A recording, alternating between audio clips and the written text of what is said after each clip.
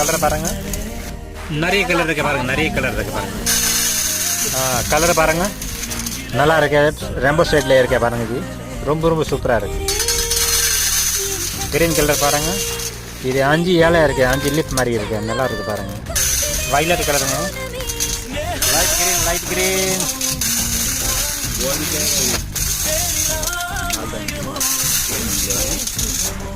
பார்த்தீங்களாடா violet side பாருங்க, G மறுபடிக்கலாமா? ஆமாங்க ஆமாங்க ஆமாங்க. ப்ளூ கலருங்க, ப்ளூ கலர் பாருங்க ஜி. ओपे भैया कभी ओपे फोटो में पाता हुआ के जो तो एक दिन करी फोटो पाएंगे देखा जाता है.